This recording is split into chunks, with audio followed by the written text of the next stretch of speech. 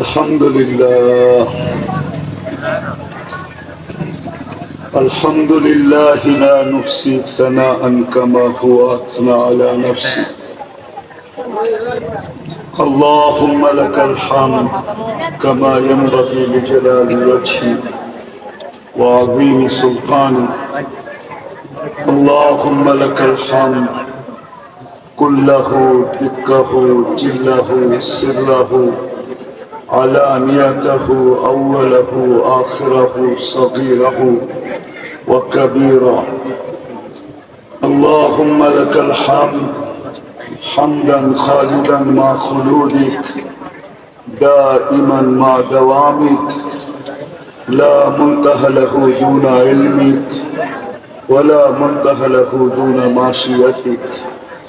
الأحد الصمد الذي لم يتخذ صاحبة ولا ولد خلق الخلق وأحصاهم عدد رفع السماء بقدرته بغير عمد بسط الأرض بقدرته على ماء الجمد قسم الرزق فلا ينسى من خلقه أحد ولم يكن له كفوا أحد. الحي القيوم علي العظيم جواد الكريم حنان منان فعال لما يريد. والصلاة والسلام على حبيبنا وقطعة كبيبنا محمد رسول الله الذي أرسله إلى الجن والإنس وإلى الأبيض والأسود بشيرا ونذيرا داعيا إلى الله رحمة للعالمين شفيع المذنبين حريص بالمؤمنين رؤوف رحيم صلى الله عليه وعلى آله وأصحابه وأتباعه صلاة وسلاما كثيرا كثيرا. أما بعد فأعوذ بالله من الشيطان الرجيم. بسم الله الرحمن الرحيم. إن كنتم تحبون الله فاتبعوني يحببكم الله. وقال رسول الله صلى الله عليه وسلم لا يؤمن أحدكم حتى أكون أحب إليه من والده وولده والناس أجمعين أو كما قال عليه الصلاة والسلام. উক্ত তাফসীরুল কুরআন মাহফিলের সম্মানিত সভাপতি, উপস্থিত উলামায়ে কেরাম, এলাকা থেকে আগত মুসলমান ভাইয়েরা, যে পর্যন্ত লাউড স্পিকারের আওয়াজ পৌঁছতেছে যদি শোনার সুযোগ থাকে তো পর্দার অন্তরালে মা ও বোনেরা, কোরআন হাদিস থেকে যতটুকুই তেলাওয়াত করলাম আশা রাখি একই সামনে রেখে কিছু কথা রাখবো, সাথে সাথে সকলের কাছে দোয়ার দরখাস্ত। আল্লাহ আমাকে আপনাদেরকে সকল শ্রোতাকে আমল করার তৌফিক দান করেন। কথা শুরু করার আগে কথা খুব ধ্যান খেয়াল দিয়ে শুনতে হবে, তাইলে যদি দিলে কাটে, আর হই উল্লাহ করলে কিন্তু কথা দিলে কাটবে না। দ্বিতীয় কথা হলো আমার কথায় কোনো সুর হবে না, এইভাবেই কথা হবে। যত ধ্যান দিয়ে শুনবো আশা করি দিলে রাখতে পারে। আল্লাহ আমাদের সবাইকে যেভাবে শোনার ওইভাবে শোনার তৌফিক দান করেন। কেননা তিনি কথা শোনা নিজের ইচ্ছা মতো না, আল্লাহ যেভাবে বলছেন ওইভাবে শুনতে হবে।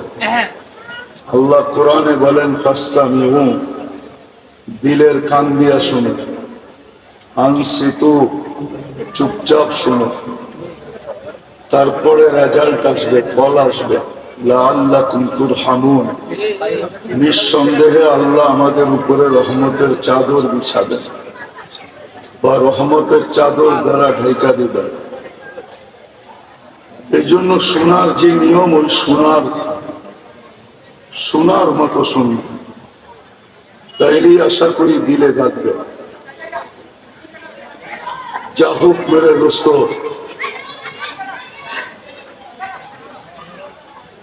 যারা ভলান্টিয়ার আছেন এরা যদি একটু বাচ্চাদের হইহুল্লা বন্ধ করেন, কেননা কথা দিলের থেকে হয় না, কথা উপর থেকে হয়। আমার ভিতর থেকে কথা আসবে না, কথা উপর থেকে আসবে। আর যত বেশি নিশ্চুপ হবে কানেকশন তত বেশি ভালো মজবুত হবে। কেননা কোনো বক্তা যদি মনে করে যে আমি নিজের থেকে বলবো, তাহলে বলতে পারে, কিন্তু আমার নীতি এটা না। আমার তো হলো যে উপর থেকে যা আসবে তাই বলবো, এইখান থেকে বলার মতো কোনো ক্ষমতা নেই। তো যেটা বলতে চাইতেছি, আল্লাহ করুক আমাকেও আমল করার তৌফিক দান করেন, আপনাদেরকেও আমল করার তৌফিক দান করেন।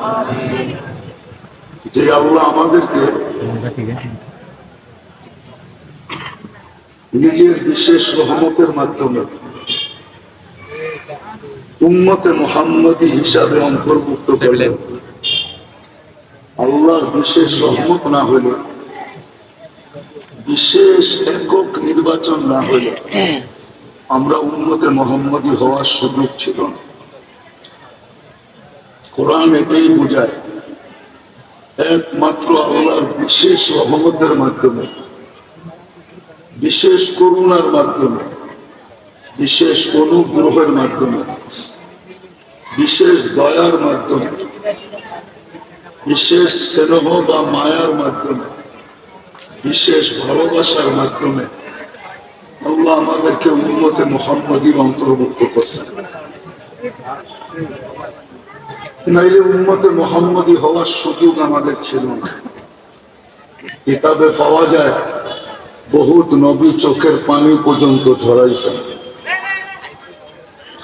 একজন ব্যতীত কাউকে উম্মতে মুহাম্মদী হওয়ার অন্তর্ভুক্ত, উম্মতে মুহাম্মদী হওয়ার সুযোগ দেন নাই, শুধু একজনকে দিয়েছেন। উনি ঈসা ইবনে মারইয়াম আলাইহিস সালাম। উনি উম্মতে মুহাম্মদী হিসাবে আসবেন, নবী হিসাবে আসবেন না, উম্মত হিসাবে আসবেন। আর এটাই সত্য। আর কোন নবীর দোয়া আল্লাহ কবুল করেন। আর এটা যদি বিশেষ অনুগ্রহ না হইত, দয়া না হইত, তাহলে এমন কোন নবী অতিবাহিত হন নাই, রসুল অতিবাহিত হন নাই, যাদের মুখে এই উম্মতের চর্চা না ছিল। কথা বুঝে আসে তো? ধ্যান দিয়ে শুনলে বুঝে আসবে। এরকম কোন নবী রসুল জান নাই যাদের মুখে এই উম্মতের চর্চা না ছিল, না নবী না রসুল।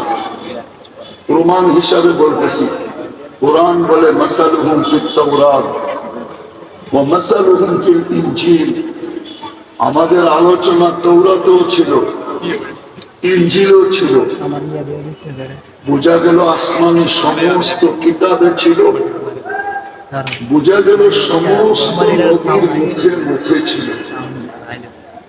সমস্ত উম্মত চিনত আমাদেরকে, যদিও আমরা দুনিয়ায় আসি নাই, আসছি সবার শেষে, কিন্তু আমাদের পরিচিতি ছিল সবার মুখে মুখে। এই জন্যই আমি বারবার বলতেছি, বিশেষ অনুগ্রহ ছাড়া আর দয়া ছাড়া আল্লাহ আমাদেরকে উম্মতে মুহাম্মদীর অন্তর্ভুক্ত করেন নাই। বলতে গেলে অনেক সময় লেগে যাবে, এত সময় হাতে নাই যে সবগুলা খুলে আপনাদেরকে বুঝাবো, যাতে এই অনুভূতি হয় যে আমি উম্মতে মুহাম্মদী। এই গৌরব ভিতরে আসে যে আমি উম্মতে মুহাম্মদী, আমি কোন সাধারণ উম্মত, অনেক সময় সম্ভ্রান্ত দলের ছেলেরা অনেক কিছু করতে মনে চাইলেও করতে পারে না। এটা ভাইবা করতে পারে না যে আমি তো বংশীয় ঘরের ছেলে, আমি তো সম্ভ্রান্ত ঘরের ছেলে, আমি তো বড় ভদ্র ঘরের ছেলে, আমার মা বাবার নাম তো অনেক, আমার ফ্যামিলির অনেক নাম, বিদায় আমি এটা করি তো করি কি করে? যদিও মন চায় তারপরেও করতে পারে না।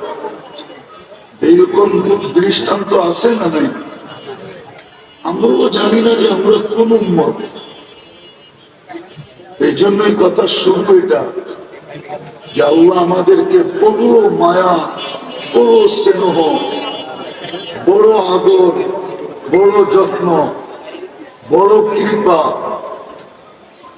বড় রহমত, দয়ার বশীভূত হয়ে আমাদেরকে উম্মতে মুহাম্মাদীর অন্তর্ভুক্ত করছে। এটা বর্ণনা দিয়ে শেষ করা যাবে না যে কতটুকু ইয়ারি আর দোস্তি আমাদের সাথে। যদি ইয়ারি দোস্তি আমাদের সাথে না হতো তাহলে আল্লাহ আমাদেরকে কুদরতি হাতে কোনোদিন নির্বাচন করতেন না। উম্মত বানানোর জন্য আমাদেরকে কুদরতি হাতে নির্বাচন করছেন, কুদরতি হাত দিয়ে। আমি কোরআন দিতেছি, কোরআন বলে জাহিদু ফিল্লাহি হাক্কা জিহাদি হুয়া ইজতাবাকুম। শুধু শুধু আল্লাহ বলেন না যে তোমাদের তো জান দিয়া দেওয়া দরকার, খুশিতে জান দিয়া দেওয়া দরকার, খুশিতে আত্মহারা হওয়া দরকার, খুশিতে আত্মহারা হওয়া দরকার, খুশিতে জান দিয়া দেওয়া দরকার যে তোমাদেরকে আমি নির্বাচিত করছি উম্মতে মুহাম্মাদী হিসাবে, তাও কুদরতি হাত দ্বারা। হুয়া ইজতাবাকুম, আল্লাহ বাইচা বাইচা উম্মতে মুহাম্মাদী বানাইছে। ময়নামতির মানুষ ভালো মতে বোঝেন, কুমিল্লার বললে আরো ভালো হবে, কেননা বহু দূর দূর থেকেও লোক আসছে, শুধু ময়নামতির লোক না। আল্লাহ বড় মেহের, আল্লাহ বিরাট বড় ইহসান আর দ্বারা আল্লাহ আমাদেরকে উম্মতে মুহাম্মাদীর অন্তর্ভুক্ত করছেন। শুধু কুদরতি হাত দিয়ে বাছাই করেন নাই, আমাদের মাথায় মুকুট লাগায় দিয়েছেন, মুকুট। যদিও আমি মুকুট দেখি না, কিন্তু মুকুট আমার মাথায় আছে। কুনতুম খায়রা উম্মাহ, তোমাদের চেয়ে উত্তম কোন উম্মত আমি তৈরি করি না। যদিও মুকুট আমাদের মাথায় লাগানো, আজকে তো দুঃখের বিষয় এটাই, উম্মত নিজের দাম জানে না, পরিচয় জানে না। বংশের পরিচয় তো জানে, কিন্তু উম্মতের পরিচয় জানে না যে আমি কার উম্মত, কোন নবীর উম্মত, আমার ভ্যালু কত, আমার দাম কত, আমার মর্যাদা কত, আমার ইজ্জত কত, আমার সম্মান কত। ভাবলে বোঝা যাবে এই উম্মতের একজন ব্যক্তিও যতক্ষণ থাকবে, একজন ব্যক্তি যিনি নিজেকে উম্মত ভাববে আর উম্মত হিসাবে থাকবে, একজন ব্যক্তি, কিয়ামত পর্যন্ত হবে না। তাইলে একটু ভাবেন যে একজনের ভ্যালু যদি এত হয়, তাহলে আমাদের ভ্যালু কত, আমাদের দাম কত? একজন থাকলেও কিয়ামত হবে না। লা তাকুমু সাআহ, এই হাদিস এটার দিকে ইঙ্গিত করে। একজন যতক্ষণ পর্যন্ত নিজেকে উম্মত ভাববে আর উম্মত হিসাবে রাখবে, ততক্ষণ পর্যন্ত দুনিয়াতে কিয়ামত হবে না।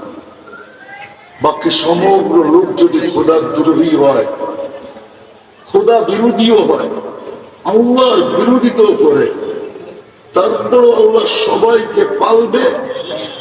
ঋতু তার জায়গায় আসতে থাকবে, যাইতে থাকবে, নদী নালা সমুদ্র প্রবাহমান থাকবে, অক্সিজেন চলতে থাকবে, দুনিয়ার সমস্ত সিস্টেম আল্লাহ চালাইতে থাকবে, যতক্ষণ পর্যন্ত একজন ব্যক্তি থাকবে যে নিজেকে উম্মত ভাবে। উম্মত কথা এই জন্যই শুরু করলাম এইখান থেকে এই জন্যই শুরু করলাম যে আজকে মুসলমানের মতো পেরেশান, মুসলমানের মতো নির্যাতিত, মুসলমানের মতো ঘৃণিত, মুসলমানের মতো অবহেলিত, মুসলমানের মতো লাঞ্ছিত, মুসলমানের মতো বঞ্চিত, মুসলমানের মতো নিকৃষ্ট দুনিয়াতে কোনো জাতি নাই।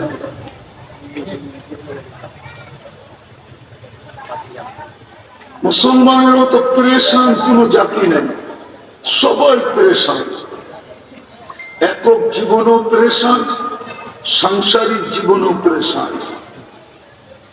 অট্টালিকা দেখলে কি হবে?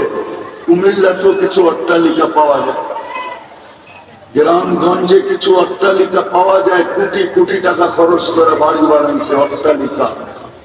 বাহির থেকে দেখলে মনে হয় এই বাড়ির ভিতরে সুখ আর সুখ ভরা, কিন্তু ভিতরে ঢুকলে দেখা যায় আগুন আর আগুন, কেউ সুখে না।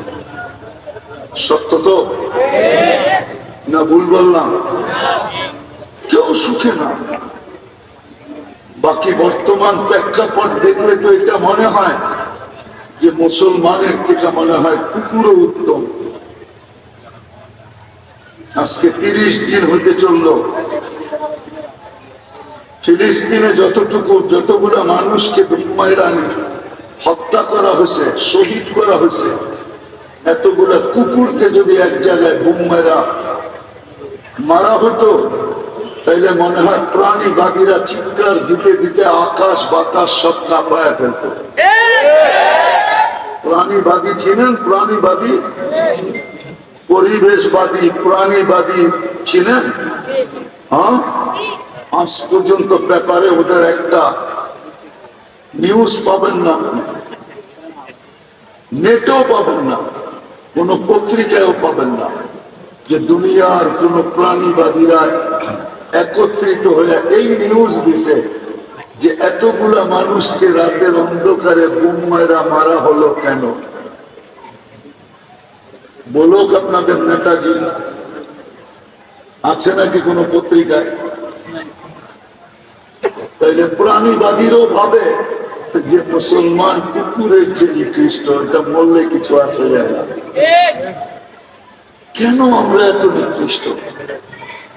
এটাই বুঝাইতে চাইতেছি। আল্লাহ করুক, বুঝে আসুক, বিবেকের পর্দা খোলক, আমাদের হুঁশ আসুক। আমাদের সমাজে প্রবাদ বাক্য আছে, ঢুস খাইলে বলে হুঁশ হয়। আমাদের হুঁশ যে কবে হবে জানি না। চোর গেলে বলে বুদ্ধি বাড়ে, আমাদের বুদ্ধি যে কবে বাড়বে এটাও জানি না। এই জন্যই বুঝাইতে চাইতেছি, কথা লম্বা হবে না, অল্প সময় হবে।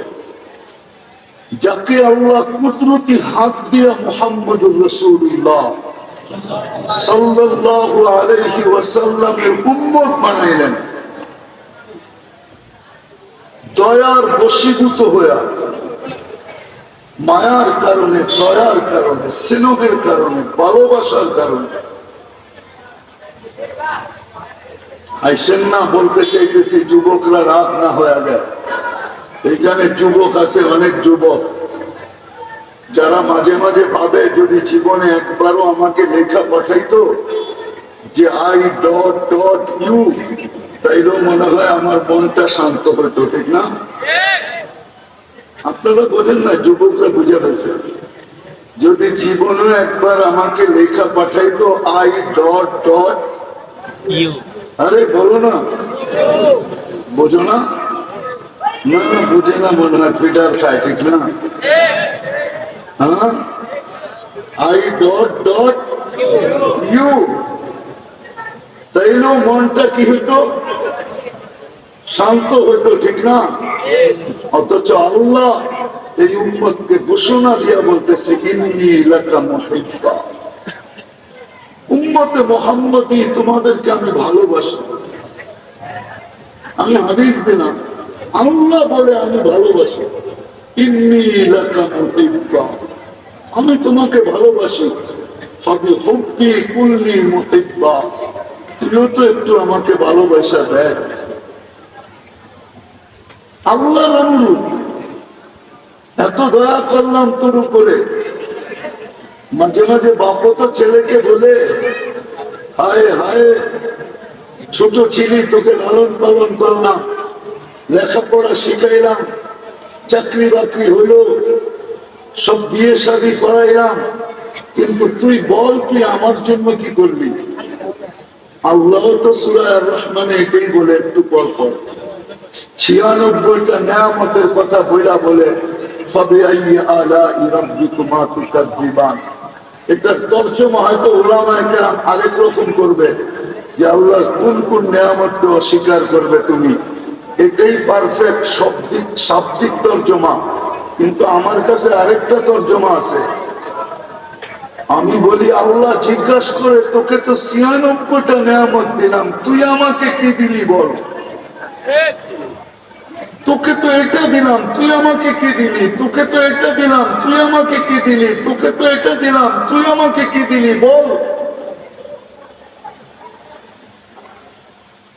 ওই আল্লাহ আমাদেরকে অস্তিত্ব দিয়েছেন উম্মতে মুহাম্মদী হিসাবে। যদি মেহেরবানি না হইতো, দয়া না হইতো, বিরাট বড় পুরস্কার না হইতো, তাহলে নবীরা চোখের পানি কোনোদিন জড়াইতেন। মুসা আলাইহিস সালামের ব্যাপারে তো পাওয়া যায়, ফাত্তারা দাত-তাওরাত, কিতাব পাশে রেখা বলতেছে কিতাব দরকার নাই, উম্মত বানায় না, কিতাব দরকার নাই। আল্লাহ বলে, সাবাকতা মিনহুম, তুমি তো অনেক আগে চলে আসছো, উম্মত হওয়ার কোন সুযোগ নাই। বলছে, তাইলে একটু চেহারাটা দেখায় দেন না, উম্মতে মুহাম্মদীর চেহারা কিরকম? আল্লাহ বলছে, এটাও সম্ভব না। বলছে, তাইলে একটু আওয়াজ শুনায় দেন না। তো আল্লাহ আমাদেরকে ডাক দিয়েছিলেন, ইয়া উম্মতা মুহাম্মদ। রুহের জগৎ থেকে আমরা সারা দিতে দেরি করি নাই, আমরা সারা দিছিলাম লব্বাইক আল্লাহুম্মা লব্বাইক, লব্বাইক ওয়া সাদাইক। আল্লাহ আমরা উপস্থিত, আমাদের ভাগ্য খুলে গেছে, আপনার ডাকে সারা দিতে পারে। আল্লাহ জিজ্ঞাসা করছে, মুসা আওয়াজ কিরকম শুনলাম? বলে, এরকম সুন্দর আওয়াজ জীবনে শুনে। এরকম সুন্দর শব্দ দিয়ে জবাব দিতে পারে এটাও জানা ছিল না, যে এত সুন্দর শব্দ দিয়ে জবাব দেয় তো দেয় কি করে। উনি কিতাবকে সরায় দিতেন না। দানিয়েল আলাইহিস সালাম 2500 বছর অপেক্ষা করছেন শুধু এই উম্মতের হাতে কাফন আর দাফন পাওয়ার জন্য। কাফন আর দাফন 2500 বছর। বাদায় নেহা উঠায় দেখেন, কুমিল্লার ওলামাদেরকে বলতেছি, বাদায় নেহা উঠায় দেখেন, ওইখানে লেখা আছে। আল্লাহ রাসূল বলছে, দানিয়েল আলাইহিস সালাম এখনো অপেক্ষা করতেছে, 2500 বছর হয়ে গেছে শুধু তোমাদের হাতের কাফন আর দাফন পাওয়ার জন্য, তোমাদের হাতের ছোঁয়া পাওয়ার জন্য। ছোঁয়া, তোমাদের হাত লাগত ওনার কাফনে আর দাফনের জন্য। আল্লাহ রাসূল সুসংবাদ দিচ্ছেন, একদিন ইরাক স্বাধীন হবে, তোমরা দানিয়েল আলাইহিস সালামকে পাবে, যিনি তোমাদের হাতের দাফন কাফন পাওয়ার জন্য অপেক্ষা করতেছে। আবু মুসা আশআরী রাদিয়াল্লাহু তাআলা আনহু বলেন, আমরা ওনাকে পাইছি স্বাধীন হওয়ার পরে, জয়লাভ করার পরে পাইছি, আমরা আমাদের হাতে ওনাকে ইরাকের মাটিতে দাফন করছি। দানিয়েল আলাইহিস সালামকে আপনারা চিনেন না, ওনার উপাধি ছিল হিজবুল্লাহ। হিজবুল্লাহ। ইরাকে যখনই দুর্ভিক্ষ হতো তো ওনার কফিন বাহিরে রেখা দিলে দুর্ভিক্ষ দূর হয়ে যেত। বৃষ্টি না আসলে কফিন বাহিরে রেখা দিলে ঝুমঝুমায় বৃষ্টি চলে আসবে। ওনার উপাধি ছিল হিজবুল্লাহ, আল্লাহর ভালোবাসা। উনি অপেক্ষা করছেন। যাক, আসল কথায় ফিরে আসি, লম্বা করার সুযোগ তো নাই, আসল কথায় ফিরে আসি, যে উম্মতকে আল্লাহ শ্রেষ্ঠত্ব দিয়া, মুকুট মাথায় দিয়া উম্মতে মুহাম্মদ হিসাবে অস্তিত্ব দিলেন, সমগ্র উম্মতের ভিতরে শ্রেষ্ঠত্ব দিলেন। কেমনে বুঝাবো আপনাদের? চান ওলামা একমত হবে কি হবে না জানি না, একটু ভাবেন। কিয়ামতের দিন 120 কাতার হবে। কিয়ামতের দিন 120 কাতার হবে, 120, যেটাকে সব বলে সব। জান্নাতীদের 120টা কাতার হবে। কত? 80টাই হবে এই উম্মতের। একজনের কাতার হবে কয়টা? একজনের জন্য হবে কয়টা? আরে বলেন না, 80টা। আর 1.25 লক্ষের হবে বাকি কয়টা? 40টা। তাইলে ওনাদের বাগে পড়লো তো পড়লো কি? তাইলে আমি এই কথা বলতে পারি হয়তো যে আল্লাহ মনে হয় জান্নাত কাউকে দিতেই চান না, এই উম্মতকে দিতে চাইছেন। নাইলে 3 বার আগে শোনেন, তারপরে বোঝেন, তারপরে সুবহানাল্লাহ বলেন। কাউকে দিতে চান না, এই উম্মত কি মনে হয় দিতে চাইছেন? নাইলে জান্নাতের 3 ভাগের 2 ভাগ হবে এই উম্মত, 80 কাতার হবে এই উম্মত, বাকি 1.25 লক্ষ হবে একবার। তাইলে ভাগে পাইলেন তো পাইলেন কতটুকু? 3 রুটি 2 রুটি যদি একজনকে দিয়ে দিলেন আর 20 জনকে মিলে 1 রুটি দিলেন, তাহলে সে পাইল তো পাইল কি? তাহলে আপনি প্রশ্ন করবেন, আমি বলি এটা আমার ধারণা, তাখাইয়ুল বলে এটাকে আরবিতে, আমার ধারণা এটা।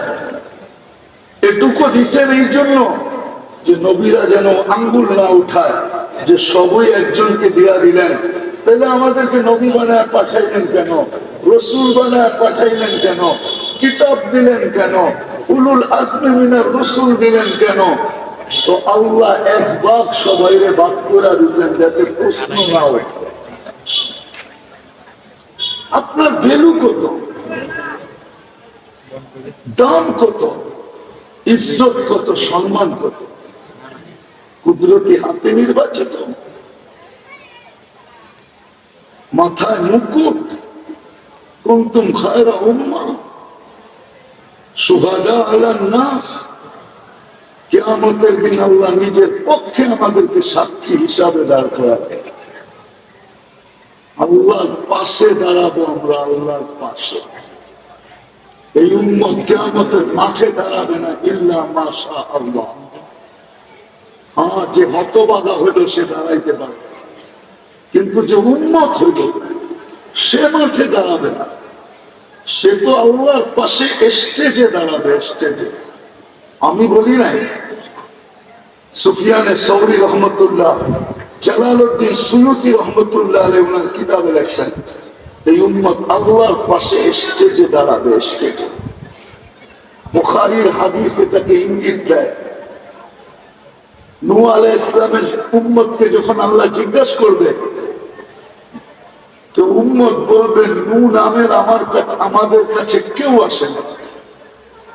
আরবিতে বলে মুকর জানা, পুরো উম্মত অস্বীকার করবে, কোন নবী আসে না। আল্লাহ নূহ আলাইহিস সালামকে বলবে প্রমাণ নিয়ে আসো, তুমি যে গেছো এটার প্রমাণ কি? তো নূহ আলাইহিস সালাম আমাদের কাছে আসবে, আমরা ওই দিন প্রমাণিত করব যে নূহ আলাইহিস সালাম আসছিলেন, রাত দিন ডাকছিলেন। 950 বৎসর এদের ভিতরে ছিলেন। আমরা কোরআন দিয়ে দলিল দিব। উম্মত জিজ্ঞাসা করবে তোমরা তো ছিলাই না, তোমরা জানলে তো জানলে কি কইরা?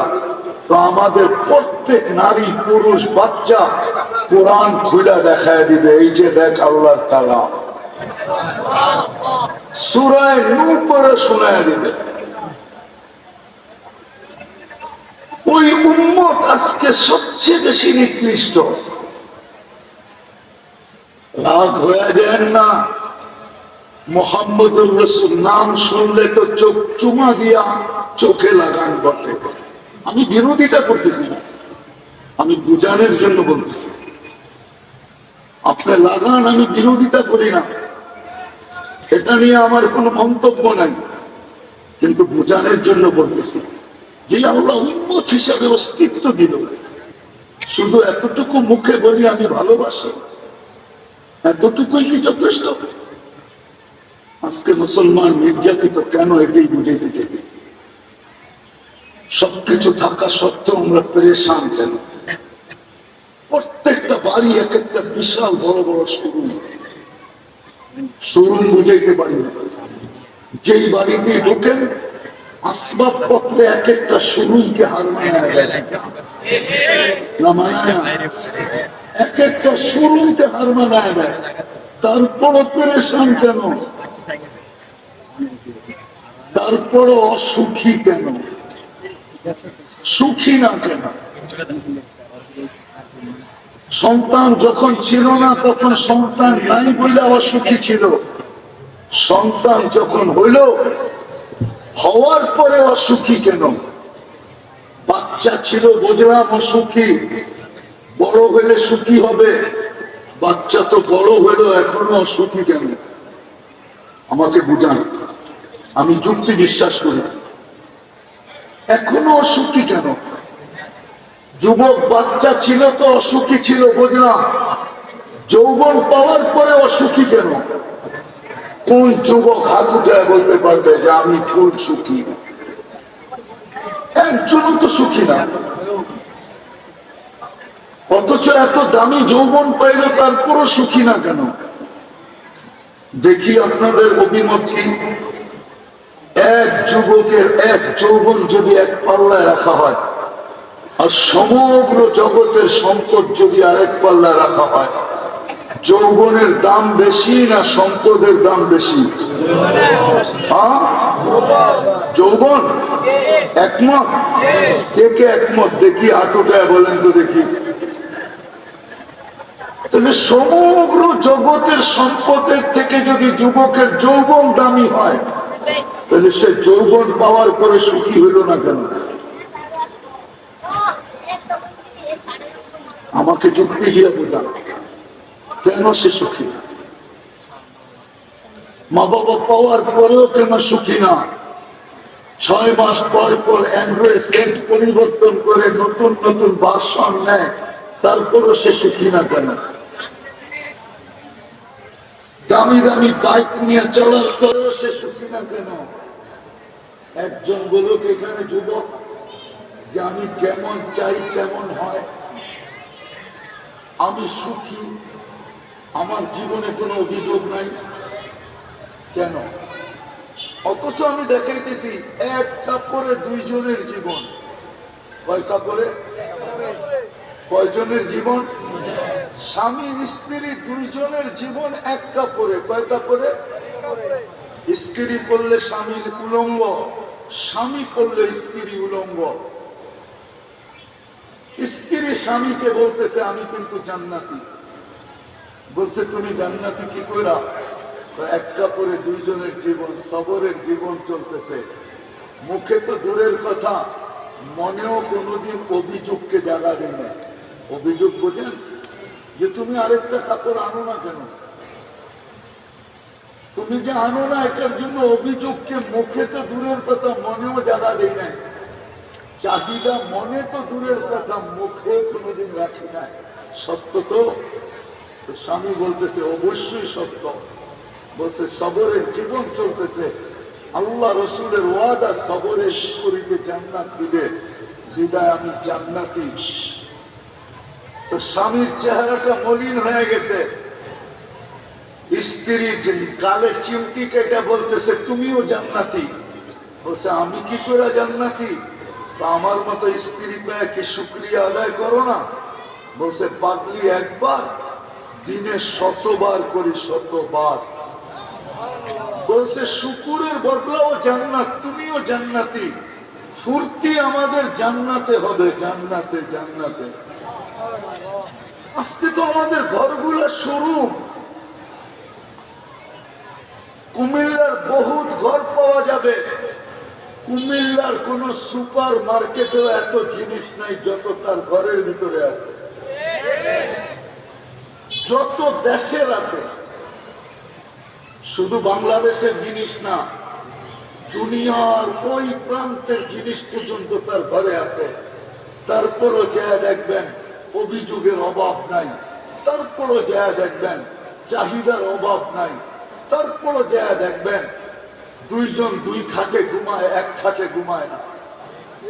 মনে হয় বুঝাইতে পারি না, কি বলছেন? দুইজন দুই খাটে ঘুমায়, দুইজন দুই খাটে ঘুমায়, বলছেন কিছু? কি বলছেন? আরে বইলেই দেন না, ভাঙ্গা, অসুবিধা কি? মারামারি হবে নাকি এখানে? দুইজন দুই খাটে ঘুমায়, দুইজন দুই খাটে ঘুমায়। কারণটা কি? গাড়িতে বসলো দুইজন দুই দিকে চেহারা করে বসে থাকে,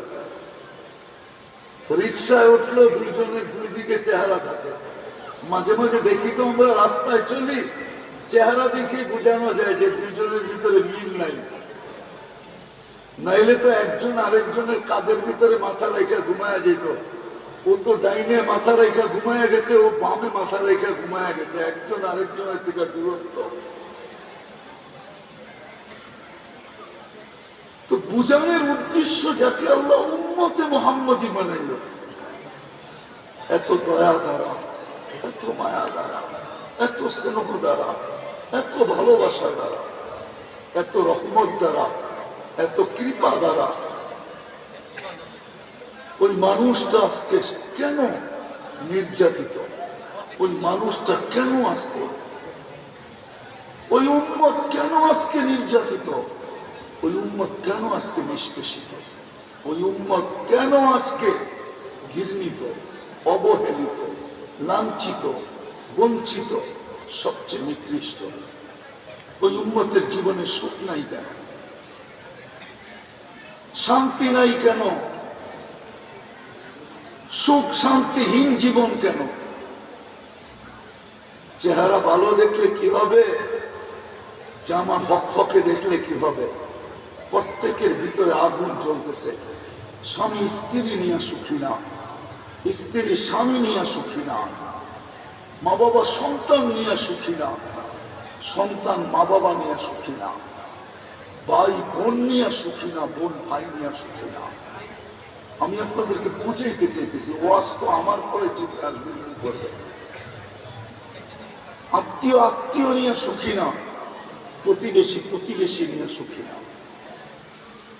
সমাজের লোকগুলা নিয়ে একজন আরেকজনকে নিয়ে সুখী না। কেন কেন কেন কেন? যে উম্মতকে আল্লাহ এত ভালোবাসে, যে উম্মতের সাথে আল্লাহর এত দোস্তি, যে নবীর সাথে আল্লাহর এত দোস্তি। আমি তো উম্মত দেখাইতেছি, নবী দেখাইতেছি। নবী দেখাইলে তো হারায় যান, শানে মোহাম্মদে গেলে হারায় যান। নবীজির শান বলতে গেলে, সিরত বলতে গেলে হারায় যান। এই জন্য আজকে উম্মতই দেখাইতেছি, নবী না। কেন? একটু ভাবেন, বাবা উচিত চলে যাবো এখান থেকে, কেউ থাকবে না। কে কখন যাবো এটাও জানি না। যতই দুনিয়া চিৎকার দেখ না কেন, আমরা উন্নত উন্নত উন্নত উন্নত। আরে এটা আবার কি উন্নতি? একটা মেশিন বানাইতে পারো না, যে কে কখন যাবে গায়ে লাগায় বলে দিবে। একটা মেশিনও তো বানাইতে পারো না। এখন প্লেন বানাই উন্নত হয়ে গেছ, ওই মেশিনটা তো বানাইতে পারলে না যে গায়ে লাগায় বইলা দিবে যে কে কখন যাবে। যুবক যৌবন অবস্থায় চলে যাবে, না বৃদ্ধ হয়ে যাবে, না বৃদ্ধ আরো কিছুদিন দুনিয়াতে থাকবে। নারী কখন যাবে, পুরুষ কখন যাবে, এই মেশিনটা এখনো বানাইতে পারে না। যতই উন্নতির কথা বলুক না কেন, যতই দুনিয়া শিক্ষিত বলুক না কেন, আজ পর্যন্ত তো এই মেশিন আসে না। বিদায় চলে যেতে হবে। আমার কথা বুঝতে হবে, চলে যেতে হবে। যার কাছ থেকে আসছি তার কাছেই যাবো। অস্তিত্ব যিনি দিয়েছেন ওনার কাছেই যাব, পূর্ণতা যিনি দিয়েছেন ওনার কাছেই যাব, সুসজ্জিত যিনি করছেন ওনার কাছেই যাব। এটা আল্লাহ সাজাইছেন সাজাইছেন। যদিও অনেকজনে কাঠ নিয়ে ঘোরে, পাপ নিয়ে ঘোরে দুনিয়াতে, কেউ ফ্লাগ নিয়ে ঘোরে, কেউ স্টিকার লাগায় ঘরে, যতই ঘুরুক না কেন, এটা আল্লাহ বানাইছে। আল্লাহ আল্লাহ কে বানাইছে? এটার ভিতরে যা আছে কে দিছে? হ্যাঁ, আর কিভাবে দেখাইতো আল্লাহ? এই জন্যই তো সৃষ্টির ভিতরে একমাত্র প্রাণী যাকে আল্লাহ নিশ্চয় অস্তিত্ব দেয়। নিশ্চয় বোঝেন? আরে নিশ্চয় বোঝেন? মনে হয় বোঝেন না। নিশ্চয় কিচ্ছু ছাড়া অস্তিত্ব দেন, কিচ্ছু দিয়া অস্তিত্ব দেন না, খালি বডিটা দেন। বডি কিচ্ছু না, পড়ছে অসহায় কেউ নাই। বাচ্চাটা যখন মার পেটের থেকে আসে, জানি না এই অঞ্চলে উল্টাও হইতে পারে, কারণ আপনারা ক্যান্টনমেন্টের পাশে থাকেন তো, এই জন্য আপনাদের বাচ্চা কাচ্চা অন্যরকম হইতে পারে, ঠিক না? পাওয়ারেরও তো একটা তাসির আছে না? আপনাদের গুলো সব কমপ্লিট হয়ে আসে, ঠিক না? আল্লাহ বলে আমি মিসকিন তোকে অস্তিত্ব দেই। মিসকিন, নিঃস্বয়, অসহায়। ফলা আলাকা সিন্নুন তাক্তা, তোর দাঁত ছিল না, তুই কাটবি। ফলা আলাকা লিসানুন তান্তে, জিহ্বা ছিল কিন্তু বাক শক্তি ছিল না। ফলা আলাকা উযুনুন তাসমা, কান ছিল, শ্রবণ শক্তি কার্যকরিতা ছিল না। ফলা আলাকা উযুন আইনুন তানদুর, চক্ষু ছিল, দৃষ্টি শক্তির কার্যকরিতা ছিল না। ফলা আলাকা আকলুন তুমাইয়িজ, মগজ ছিল, ভালো মন্দ বোঝার ক্ষমতা ছিল না। ফলা আলাকা কলবুন তাতাফাক্কার, দিল ছিল, চিন্তা কি জিনিস তুমি জানতে না। ফলা আলাকা ইয়াদুন তাফতিশ, হাত ছিল, ধরার ক্ষমতা ছিল না। রিজলুন, ফলা আলাকা রিজলুন তামশি, পাও ছিল, চলার ক্ষমতা ছিল না। কুনতা সাগীরা, বড় ছোট ছিলে। কুনতা যায়ীফা, বড় দুর্বল ছিলে। কুনতা জাহিলা, তোমার মতো খণ্ড মূর্খ কোন সৃষ্টি ছিল না। তোমার মতো অজ্ঞ কেউ ছিল না। আল্লাহ বলে সব আমি সাজাইছি, আস্তে আস্তে সেট করছি। হায় হায়, ফাউন্ডেশন খাড়া করলেই বাড়ি হয় না, আস্তে আস্তে সাজাইতে হয়, ডেকোরেশন করতে হয়। তারপরে একদিন আসে, মানুষের চোখে লাগে। চোখে বাড়িটা কে বানিয়েছে? আর্কিটেকচার কে? ডিজাইনার কে? এত সুন্দর ডিজাইন। আল্লাহ বলে আমিও তোকে ডিজাইন করছি। দুনিয়া তো আর্কিটেকচার দিয়া করে, আমি কুদরত দিয়া তোকে ডিজাইন করছি। কুদরত দিয়া, নাইলে এক ফোঁটা পানি এত সুন্দর হতো না। সৃষ্টির ভিতরে সবচেয়ে সুন্দর মানুষ। পরি সুন্দর না। পরি যদি সুন্দর হইতো তাহলে কাইলা ছেঁড়ারে কেন ধরতো? ছেঁড়া বোঝেন? কালো ছেলেরে কেন পরি ধরতো? ও তো সুন্দর রে ধরবে, ঠিক না?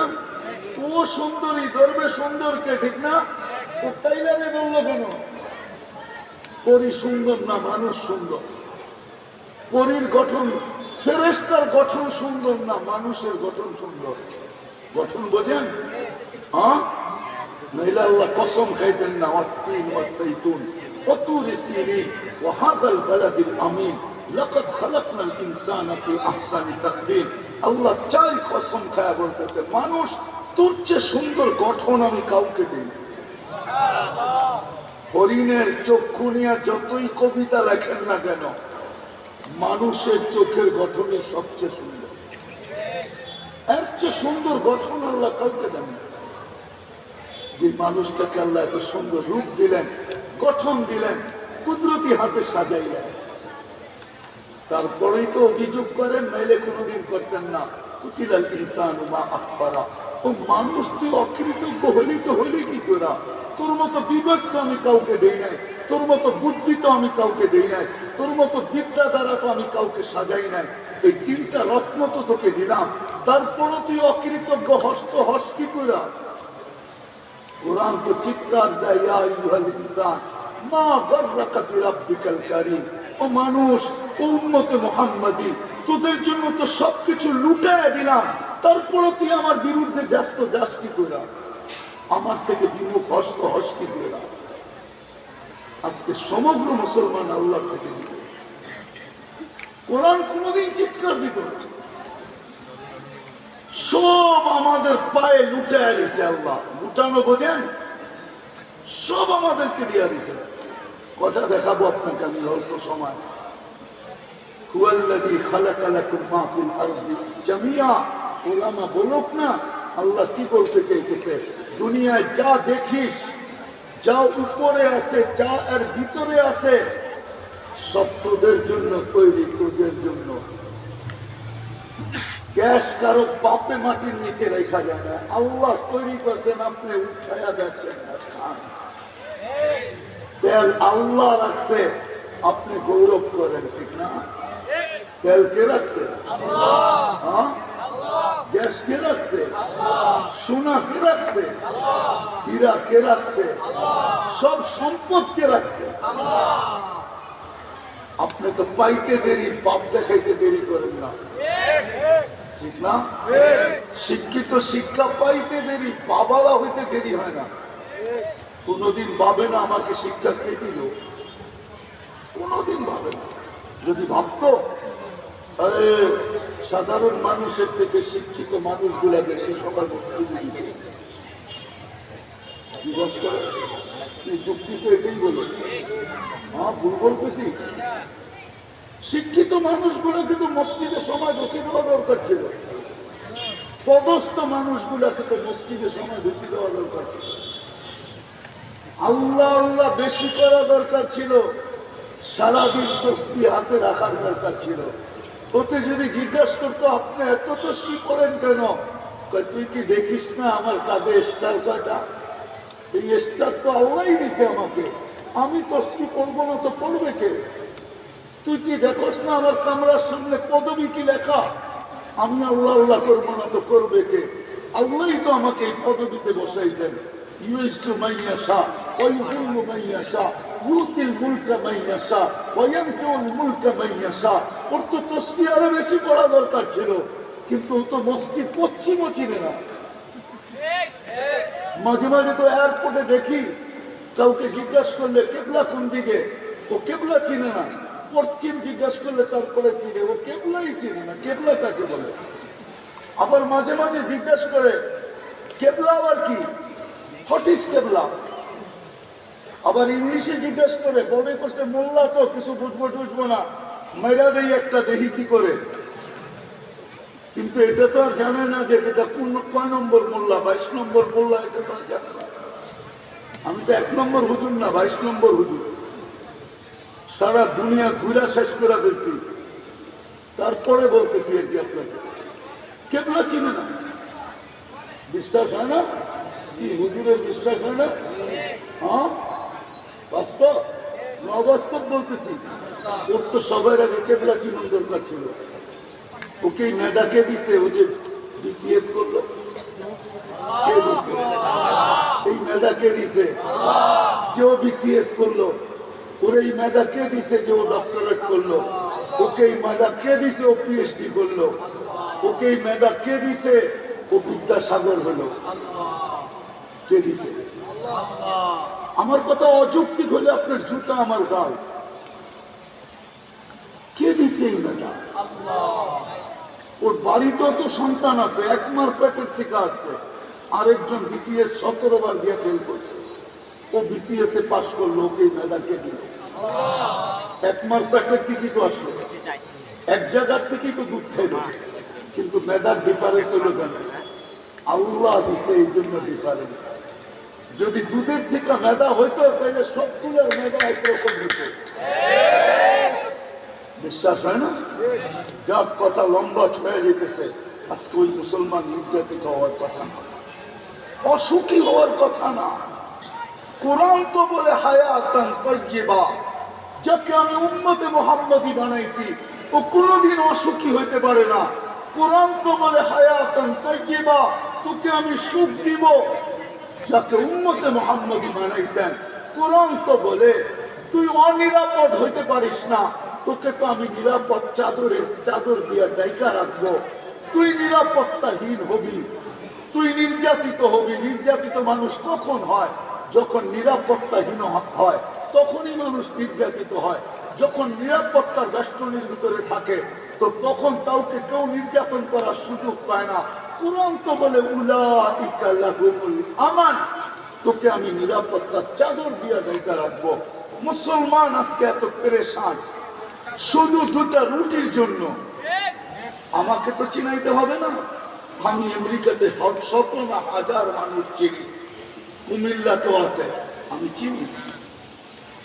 কুমিল্লাও বহু যুবক বসে আছে 30-30 লাখ টাকা নিয়ে, যে আমেরিকায় ঢুকায় দিতে পারলে 30 লাখ না 40 লাখ দিব। এইখানেও আছে এরকম মনে হয়। হ্যাঁ, শুধু একটু ভালো খাওয়া, একটু ভালো কাপড়, একটু ভালো পোশাক, ঠিক না? এটার জন্য তো আমি চিনি যারা মেক্সিকোর জঙ্গল পাড়ায় আমেরিকাতে ঢোকে, ওদেরকে আমি চিনি। যারা লিবিয়ার থেকে বোর্ডে বসে ইউরোপে যায়, ওদেরকে আমি চিনি। আমি তো চৈশা বেড়াই। আলহামদুলিল্লাহ সুম্মা আলহামদুলিল্লাহ, আল্লাহ আমাকে চষায় দিল। আমি চিনি ওদেরকে, আমি চিনি যারা ইন্দোনেশিয়ার থেকে বোর্ডে বসে অস্ট্রেলিয়া যায়, ওদেরকে চিনি। ইন্দোনেশিয়ার অস্ট্রেলিয়া কাছাকাছি, পাপুয়া গিনির থেকে যারা বোর্ডে বসা, স্পিরিট বোর্ডে বসা যারা অস্ট্রেলিয়া ঢোকে চোরাই পথে, আমি ওদেরকে চিনি। আমি ওই পয়েন্টও চিনি যেখান থেকে স্পিরিট বোর্ড যায়। আমি পাপুয়া গিনি গেছি, আমি না যায় বলতেছিলাম, লিবিয়া সাথ দিয়া বলতেছিলাম, পাপুয়া গিনির মাটি আমাকে চিনি। কুরআন তো বলে উলাইকা, কুরআন তো বলে লাহুম রিজকুন কারীম, তোমাদেরকে আমি ক্লান্তিহীন পালবো, মাথার ঘাম পায়ে ছড়ায়া পালবো না। হাদিস তো বলে লারাসাকাকুম কামা ইয়ারসুকুত তাইর, তোমাদেরকে পাখির মতো পালবো। কোরআন তো বলে, কোরআন কোরআন তো আমাকে চিৎকার দিয়া বলে, কোরআন তো আমাকে চিৎকার দিয়া বলে ইন্নাল ইজ্জাতা লিল্লাহি ওয়া লিরাসূলিহি ওয়া লিল মুমিনিন, ইজ্জতের মালা তোমাদের গলায় পরায়। কোরআন তো বলে আনতুমুল আলাউনা, সবার উপরে তোমরা থাকবে, তোমাদের উপরে আমি কাউকে উঠতে দেব। সারা দুনিয়া ডান্ডা তোমরা ঘুরাবে, তোমাদের উপরে কাউকে আমি ডান্ডা ঘুরাইতে দিব না। এগুলা সব কোরআনের আয়াত দিলাম কিনা জিজ্ঞাসা করেন হাফেজ, সব কোরআনের শব্দ। ওই মুসলমান আজকে এই অবস্থা। চলেন অ্যান্সারে চলে আসি, আর লম্বা করার সুযোগ নাই। এই জন্যই আমরা আজকে, এই জন্যই আমরা ওয়াদা থাকা সত্ত্বেও অসুখী, আমরা ওয়াদা থাকা সত্ত্বেও নিরাপত্তাহীন, আমরা ওয়াদা থাকা সত্ত্বেও মাথার বাঁ পায়ে ছড়ায় রুটি কামাইতে হয়, ওয়াদা থাকা সত্ত্বেও সবচেয়ে বেশি নিকৃষ্টের মালাটা আমাদের গলায়। ইজ্জতের মালা না, নিকৃষ্ট, নিকৃষ্ট তমর মালা।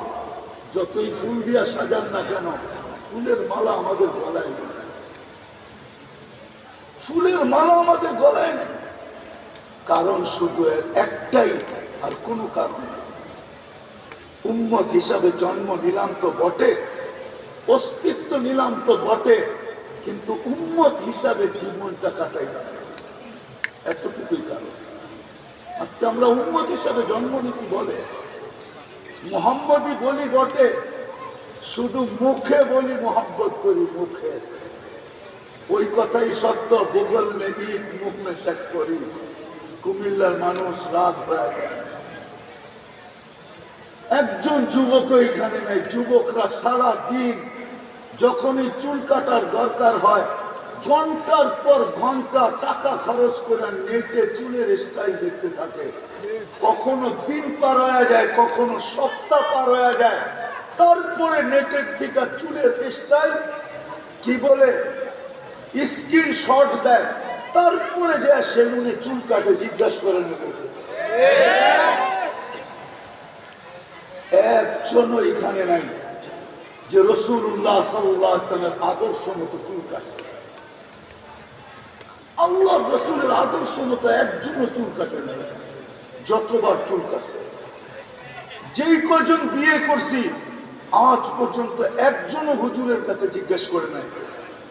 যাদের দাড়ি পর্যন্ত পেকে গেছে, বিয়ের সময় যে আমি একটাই তো বিয়ে করব জীবনে, আমি বিয়েটা আমার নবীর আদর্শ মতো করতে চাই।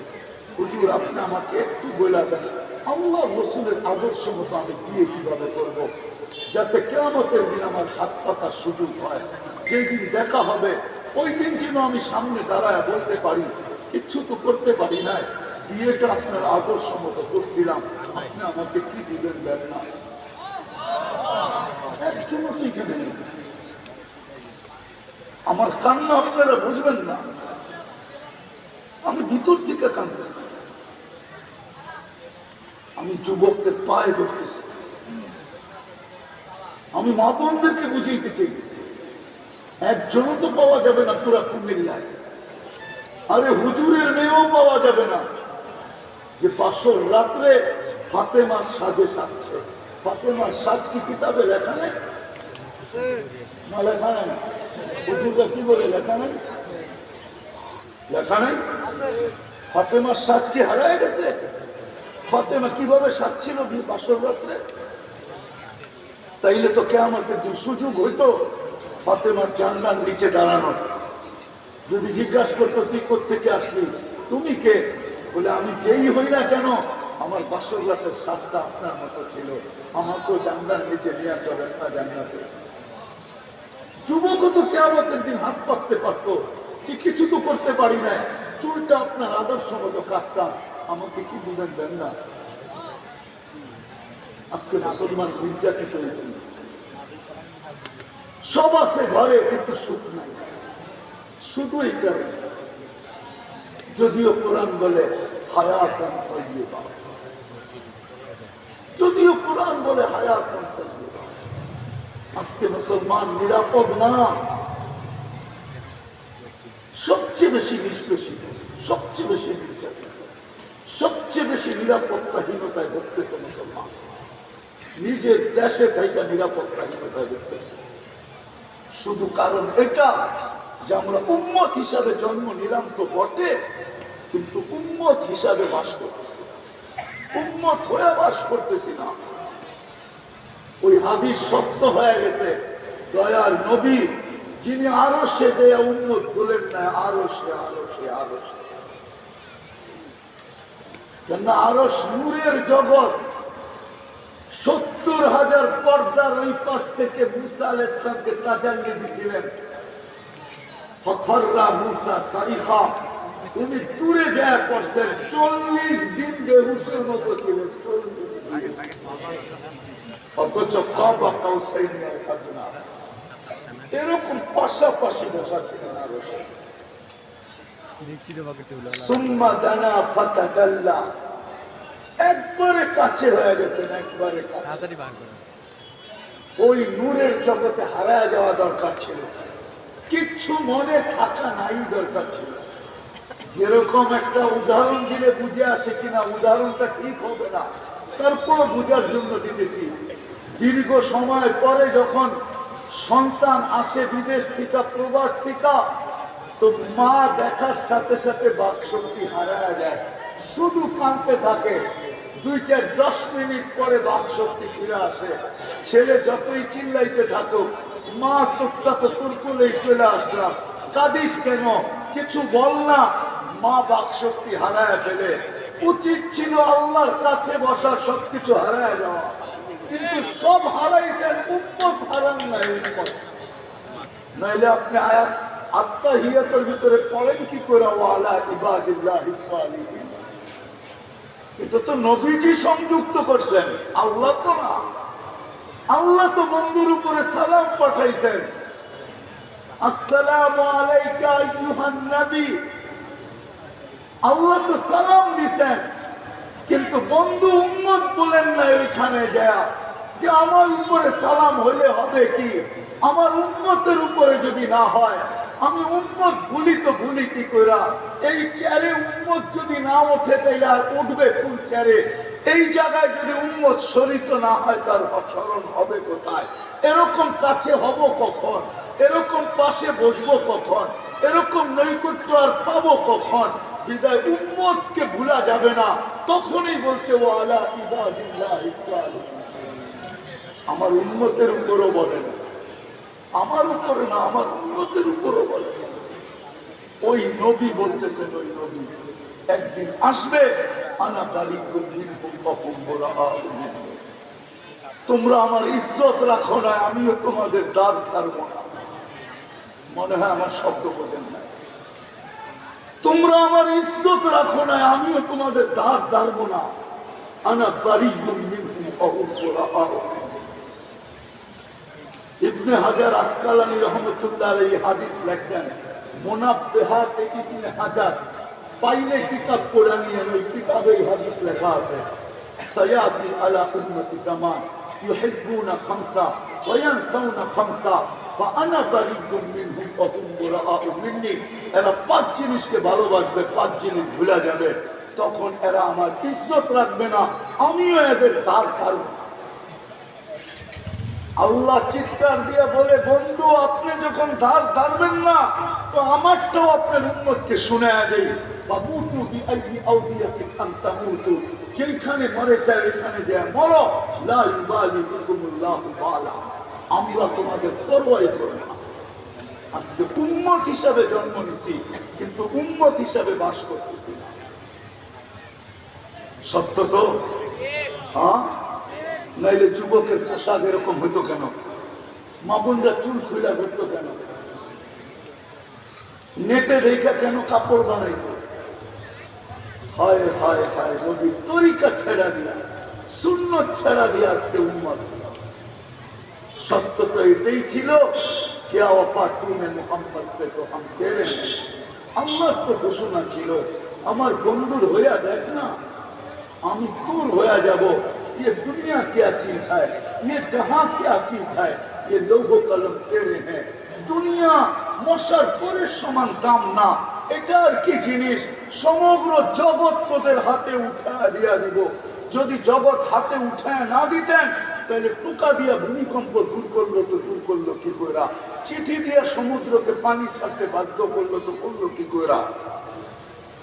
প্রযুক্তিহীন 3000 কিলোমিটার দূরে ভিডিও কল করলো তো করলো কি করে? এটি তো আমার চোখের দেখাটি বলতেছি, চোখের দেখা। হাতের ইশারায় অগ্নিগিরিকে আবদ্ধ করলো তো করলো কি করে? পাহাড়ে আবদ্ধ করলো তো করলো কি করে? মনে হয় কাহিনী আপনাদের জানা নেই। তমিমে দাঁড়ি রাদিয়াল্লাহু তাআলা আনহু, আমি ওনার কবরে যা সেলুট দিয়া বলছিলাম, সেলুট তমিম, তোমাকে সেলুট। হাত দুইটা রেখা গেলে আমাদের ফায়ার সার্ভিসের দরকার হতো না। তুমি হাত দুইটা নিয়ে গেলা কেন? হাত দুইটা রেখে দিতা। দরিয়ায় নীল আমি 6 বার দেখছি, আর ভাবছি হায় যদি চিঠিটা পাইতাম, তাহলে আমাদের পদ্মা মেঘনা যমুনার পানির আর সমস্যা হতো না। চিঠি ডালতে দেরি, রাখতে দেরি, পদ্মা মেঘনা যমুনা পানি চুষ মাইরা দিতে দেরি হতো না। যদি 4500 কিলোমিটার দরিয়ায় নীল দিতে পারে, তাহলে আমার দপ্তর তো কয়েকশো কিলোমিটার মাত্র। আমি তো দেখা বলতেছি, ওই পাহাড় এখনো বন্দর আব্বাসে রাখা আছে, 3000 কিলোমিটার দূরে পাহাড় সমান সাইনবোর্ড লাগানো আছে। পাহাড় সমান হাদা হুয়াল জাবাল, এটা ওই পাহাড় যেটা ওমর রাদিয়াল্লাহু তাআলা আনহু মেম্বার থেকে দেখায় দিয়েছিলেন। এই পাহাড় সাদা, যদি যুদ্ধে জিততে চান 3000 কিলোমিটার দূর।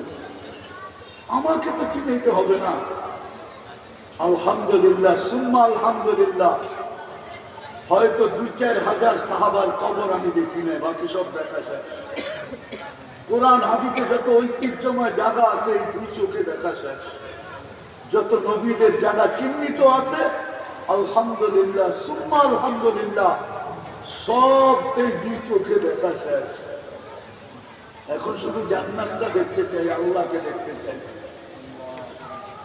বাস এতটুকু আশা বাকি আছে। বাকি সব দেখা শেষ। আমি তো দেখা বলতেছি, উম্মত হিসাবে জন্ম তো নিছি, কিন্তু উম্মত হয়ে বাস করলাম, যার কারণে আমরা আজকে সবার মনের ভিতরে প্রশ্ন, আমরা কেন নির্যাতিত? ওই হাদিস সত্য হলো যে তোমরা আমার ইজ্জত রাখো না, আমিও তোমাদের রাখবো না। আল্লাহ বলে, বন্ধু নারাজ, আমি রাজি হইতে হইতে করি, কেননা কোরআন তো এটাই বলে, কোরআন তো এটাই বলে, ওয়ালাউ আন্নাহুম ইযলামু আনফুসাহুম, আপনার উম্মত যখন গুনাহ করতে করতে করতে করতে কখনো অনুতপ্ত হবে, সুম্মা জাউকা, বন্ধু আপনার কাছে আসবে, আস্তাগফিরুল্লাহ, আমার কাছে মাপ চাবে, আস্তাগফার লাহুর রাসূল, আমি ওর গুনার দিকে দেখবো না, ওর দিকে দেখবো না, চেহারার দিকে দেখবো না, বংশের দিকে দেখবো না, আমি তো দেখবো আপনি পক্ষে কিনা। আপনি পক্ষে হইতে দেরি লাওয়াজাদুল্লাহ তাওয়াবার রহিমা, আমি শুধু গুনাহ মাফ করবো না, রহমতের চাদর দিয়ে ওকে লেপটায় দেবো, লেপটায়। আমি তো আপনার দিকে দেখবো বন্ধু। আজকে আমরা সুখী না এই জন্য যে আমরা নবীর তরিকা ছেড়ে দিচ্ছি, খালি মুখে মুখে বলি মহব্বত। যদি মহব্বত করতো, হায় হায় আজান দিতে দেরি, মসজিদের দিকে ছুটে আসতে দেরি করতো না, আজান দিতে দেরি, বাজার বন্ধ হতে দেরি হতো না, হাট বন্ধ হতে দেরি হতো না, অফিস বন্ধ হতে দেরি হতো না, আদালত বন্ধ হতে দেরি হতো না, মেইল বন্ধ হতে দেরি হতো না, ফ্যাক্টরি বন্ধ হতে দেরি হতো না। কেন? নবীজি দুনিয়ায় আসতে দেরি, সেজদা করতে দেরি করেন না। মাত্র মার পেটের থেকে চাটাইতে চাদরে রাখা হয়েছে, চাদরে রাখতে দেরি, সেজদা করতে দেরি করেন না, লম্বা সেজদা। আম্মা জান একদিন বলছেন, একটু কথা বুঝার কথা ফুটছে যখন তখন, বেটা তুই লম্বা সেজদা করছিস, কি যে বলছিস আমি বলতে পারবো, কি বলছস আমি বলতে পারবো, কুলতা মা কুলতা, কি জানি তুই বলছিস। আমি তো আশ্চর্য হয়ে তাকায় ছিলাম যে বাচ্চা সেজদা করে, কাকে করে। তারপরে উঠা বসতে দেরি, আত্মাহিয়াতের শুরুতে শাহাদত আঙ্গুলি উঠাইতে, উপরে উঠাইতে দেরি, সমগ্র জগৎ আলোকিত হতে দেরি, সব আলোকিত হয়ে গেছে, সব আলোকিত। চলেন মনে উঠলো বলেই দিই। তারপরে স্বাভাবিক হয়ে শুয়া পড়ছেন, আম্মা যান তুলে নিছেন, পরে ছাদ ফাটতে দেরি হয় নাই, ভিতরে কুয়াশা ঢুকতে দেরি হয় নাই, যখন পুরা ঘর আচ্ছন্ন হয়ে গেছে, উপর থেকে আওয়াজ আসছে, তাড়াতাড়ি একে গায়েব করো, তুফু মাশারিকাল আরদি ওয়া মাগারিবাহা, সমগ্র জগৎ ঘুরায় নিয়ে আসো। আমি তো বলি সমগ্র জগৎ ঘুরায় না, সমগ্র জগৎকে সৃষ্টিকে দেখায় নিয়ে আসো, আমি বন্ধু কেমন বানাইলাম, দেখায় নিয়ে আসো সবাই। আম্মা জান বলেন গায়েব হয়ে গেছে, কে জানি কোলের থেকে উঠায় নিয়ে নিল, উপর থেকে আওয়াজ আসছে, আরিদু আলাইহি কুল্লা রুহানি, সমস্ত রুহানি জগতের জিনিস এই সিনার ভিতরে বড়, মিনাল জিন্নি ওয়াল ইনসি ওয়াল ওয়াহশি ওয়াত তাইর, মানুষের বড়, জিনের বড়, ফেরেশতাদের বড়, চতুষ্পদ প্রাণীর ভালো গুণগুলা বড়, এমনকি পাখির ভালো গুণগুলা পর্যন্ত বড়। 20 নবীর 20টা গুণ দাও, আকুরু খুলুকা আদম, মারিফাত শীশ, সুজাআতা নূহ, খুল্লাতা ইব্রাহিম, লিসানা ইসমাঈল, রিদা ইসহাক, ফাসাহাতা সালেহ, হিকমাতা লূত, বুশরা ইয়াকুব, জামালা ইউসুফ, সবরা আইয়ুব, তাআতা ইউনুস, জিহাদা ইউসা, সৌতা দাউদ, হুব্বা দানিয়াল, ওয়াকারা ইলিয়াস, জুহদা ঈসা, কুওয়াতা মূসা, হাইবাতা সুলাইমান ওয়া ইলমাল খিজির। 20 জনের 20টা ঢুকাও। তারপরে আবার ঘোষণা দিছে, অগ্নিদুহু ফি জামি আখলাকিন নবিয়্যিন, নবী রাসূল তো 20 জন না, 1.5 লক্ষ, সমস্ত নবীদের আখলাকের ভিতরে বাচ্চাকে ডুবাও। তারপরে ফেরত দিয়া গেছে। আয়েশাই বলছে নামাজ, যাওয়ার সময় বলছেন নামাজ। হায় হায় হায় হায়, মুসলমান উম্মতে মুহাম্মদী, বড় ভাই ডাকতে দেরি, যুবকের প্যান্টের খবরও থাকে না, ঠিক না? বড় ভাই বোঝো তো তোমরা, না বোঝো না? বোঝো, কোডওয়ার্ড বোঝো না? বোঝো না? হ্যাঁ, মনে হয় বোঝো না, ঠিক না? পদস্থ ব্যক্তি ডাকতে দেরি, লুঙ্গিরও খবর থাকে না, ঠিক না? আর আল্লাহ ডাকে, আল্লাহ কে ডাকে? আল্লাহ চিনেন? চিনে তো না, একজনও তো নাই এখানে। বললে তো রাগ হয়ে যাবে, বলবো। আজ পর্যন্ত 99 নামের অর্থ দেখছে নিবিড় ভাবে, একাগ্র চিত্তে, একা একই, এতটুক বয়সে একজনও তো নাই যা 99 নামের অর্থ দেখছে। অক্ষর ব্যর্থ জানে। কুমুলিল্লার মানুষও যদি না দেখে তো আর কে দেখবে, ঠিক না? আপনাকে এলাকার নাম তো কুমিল্লা না, এদের নাম হইল কুমুলিল্লা, আল্লাহর জন্য দাঁড়াও। ওই এলাকার মানুষও যদি জীবনে না দেখা থাকে একবার আল্লাহ 99 নামের অর্থ, তাহলে আপনি আল্লাহ চিনবেন করতে, তাহলে তো আপনি বড় ভাই চিনবেন, পদেই চিনবেন, পদস্থই চিনবেন, খালি চিনবেন পাত্তি, আর কিছু চিনবেন না। পাত্তি বোঝেন? ডাকায়া শব্দ, কিন্তু ডাকায়ারা টাকারে কয় পাত্তি, পাত্তি, এটাই চিনবে, আর কি চিনবে? আল্লাহ তো নিজের পরিচয় দিয়েছিলেন যে চিন তোকে কে ডাকে।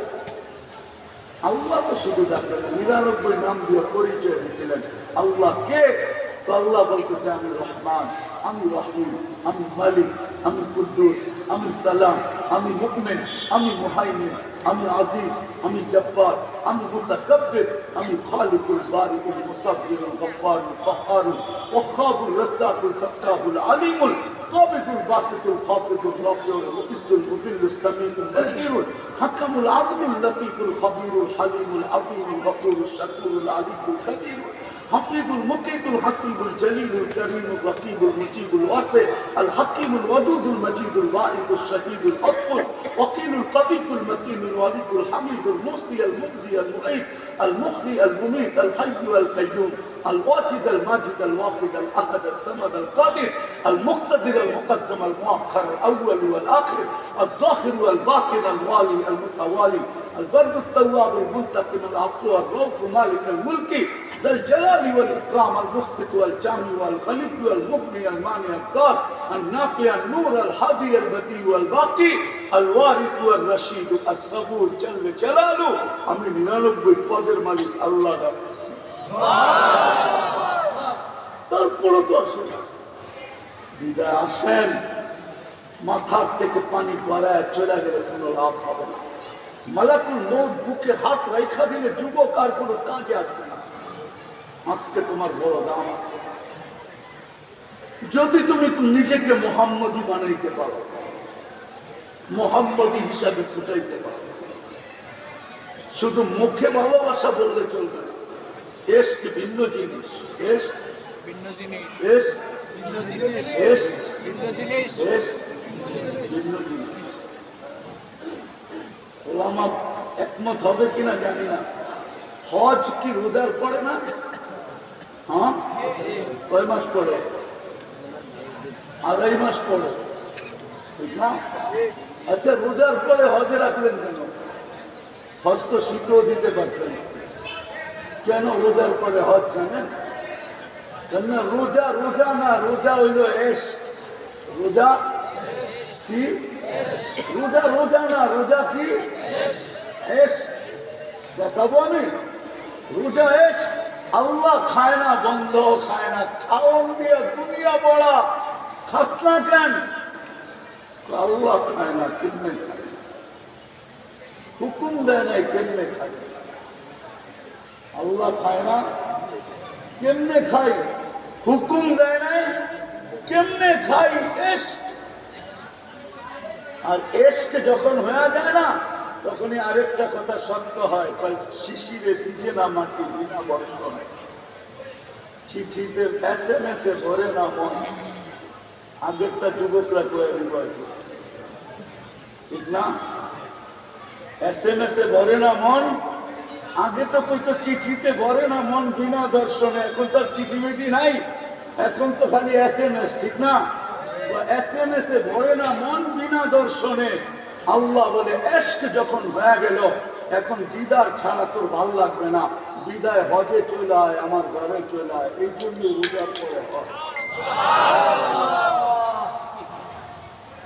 এই জন্যই রোজার পরে হজ। এশক হয়ে গেছে তোর সাথে, এখন না দেখলে ভালো লাগবে না। আয়া পড়, আয়া পড়। এখন ঘরের পাশ দিয়ে ঘুরে, যদি জিগায় কিরে তুই ঘরের পাশ দিয়ে ঘুরোস কেন? যদি দেখা হয় এই জন্যই ঘুরতেছি। যদি যদি এখন ঘরের পাশ দিয়ে ঘুরেও দেখা হয় না, এখন গেছে পাহাড়ের উপরে। আরে তুই পাহাড়ের উপরে কেন? উপর থেকে তাকায় দেখি দেখা যায় কিনা। এই জন্য সাফায় উঠেও বাইতুল্লাহর দিকে মুখ করতে হয়, মারওয়ায় উঠেও বাইতুল্লাহর দিকে মুখ করতে হয়, ঠিক না? ভুল করতেছি? উপর থেকে তাকায় দেখি দেখা যায় কিনা। তারপরে চলে গেছে আরাফায় আর মিনায়, মুজদালিফায়। তুই এখানে কি করস? তো ওইখানে ঘুরে দেখলাম না, খোলা জায়গায় চলে আসলাম। আমি দেখি আর না দেখি, সে তো দেখবে। আমি দেখি আর না দেখি, সে তো দেখবে। কেন? খোলা আকাশ, এখন আর কামরা নাই, খোলা আকাশে চলে আসছি। এখন সে দেখবে এটার নাম দেশকে ভিন্ন জিনিস, মহব্বত ভিন্ন জিনিস। এই জন্যই তো কবি বলছে, বড় আফসোস করে বলছে, কবি আসুন তাসির রাসূলা ওয়া তুযহিরু হুব্বাহ, তাসির রাসূলা ওয়া তুযহিরু হুব্বাহ। 24 ঘন্টা রসুলের নাফরমানি, আর তুই বলিস ভালোবাসিস। এখনো যে বাইচা আছি, খালি কামলিওয়ালার উসিলায় বাইচা আছি। এই উম্মত বাঁচার কথা না। যে উম্মতের যুবক সন্তান মা বাবাকে 10 টুকরা করে বাইচা থাকবে, দিনের দুপুরে গুলি করে সন্তান মা বাবাকে মারে। বেশি দূরে তো না পুলিশ লাইন কুমিল্লার, কি মারে না? নাই নেটে, নাই পেপারে, দিনের দুপুরে গুলি করে মারছে পুলিশ লাইনের সামনে কুমিল্লায়। কোন হিন্দু ছেলে না, মুসলমান ছেলে বাপকে গুলি করে মারছে করোনার আগে। আপনারা ভুলে গেছেন, আমার মেমোরি থেকে যায় না,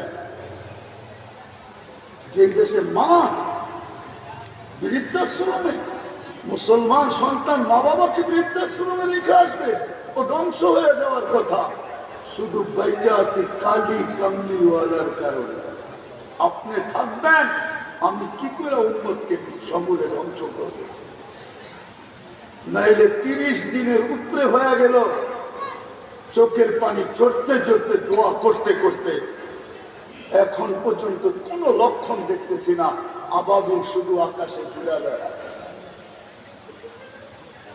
বুঝাইতে পারো দেশ কি ভিন্ন জিনিস। আসেন আজকে তওবা করবেন, তওবা করি যে আল্লাহ নবীর ইজ্জত রাখি না আমরা। মুসলমান চলে বিজাতির পোশাকে, 14 তারিখ মানায় মুসলমান, 31st নাইট করে মুসলমান। এতটুক করে বাংলাদেশের যতটুকু আমেরিকা তো 14 তারিখ হয় না।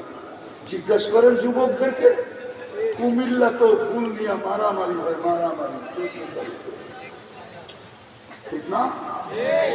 1 সপ্তাহ আগে দোকানদারের বুকিং দেয়, আমার ফুলটা যেন থাকে, মেরে তো দোকান জ্বালায় দিল, এরকম পর্যন্ত। 14 তারিখ তো আমি আমেরিকায়ও দেখছি। তোমরা মনে করছো আমি আমেরিকা চিনি না, কানাডা চিনি না, অস্ট্রেলিয়া চিনি না, ইউরোপ চিনি না, জাপান চিনি না, উন্নত দুনিয়া চিনি না। হাদিসে নেয়ামত বলতেছি, বছরে 2-1 বার এরকম হয় যে 3 টাইমের খাওয়া 3 মহাদেশে খাই, আর না হলে 2 টাইম তো খাই। 2 মহাদেশে 2 বেলা খাই, 2 বেলা। এক বেলা এই মহাদেশে, আরেক বেলা অন্য মহাদেশে। আল্লাহ খাওয়ায় আমাকে, আমি চিনি। এত তো দেখি নেন। এই জন্য আজকে তওবা করে চলে, আল্লাহ আমরা ভুল করে ফেলছি, তুমি তো দয়া করছ, কিন্তু সবাই কপালে তো সবকিছু শোভা পায় না। আমরা ভুল করে ফেলছি, তোমার কাছে মাপ চাই। রাজি? যে হাত উঠে মাপ চাইতে রাজি, যে আল্লাহ মাপ করে দেন। নবীর আদর্শ ছেড়ে দিছে, আল্লাহ আমাদের গুনাহ মাপ, তওবাকে কবুল করুন। আজকের থেকে মেরে দোস্ত অঙ্গীকার করুন, নবীর আদর্শ শিখব, মহব্বতের সাথে সাথে আদর্শ শিখব, সুন্নত শিখব, সুন্নত শিখব। চোখের পানি জড়াইতে জড়াইতে দুনিয়ার থেকে চলে গেছে। রব্বে কাবার কসম, এখনো রোজায় আপনার চোখের পানি পড়ায়। কিয়ামতের দিন সর্বপ্রথম উঠে জিজ্ঞাসা করবে, জিবরিল আমার উম্মত কোথায়? যে কিয়ামতের মাঠে চিৎকার দিতে থাকবে, রব্বে উম্মতি উম্মতি। আসেন এর আদর্শ শিখি। আর সবচেয়ে বড় আদর্শ, 5 ওয়াক্ত নামাজ আজকের থেকে ছাড়ব না। ওয়াদা, বিলকুল অঙ্গীকার। হ্যাঁ, আরেকটা কথা বলবো, বর্তমান প্রেক্ষাপটে আমরা ফিলিস্তিনের জন্য প্রতিবাদ করতেছি। আমাদের সরকার লেভেল থেকে নিয়ে আমাদের জনগণ পর্যন্ত প্রতিবাদী। আমরা প্রতিবাদ করতেছি, এটা আমাদের উচিত, ইমানই দায়িত্ব। কিন্তু সাথে সাথে আরো 2টা দায়িত্ব আছে। একটা হলো কোরআন থেকে দিতেছি, একটা কোরআন থেকে, একটা হাদিস থেকে।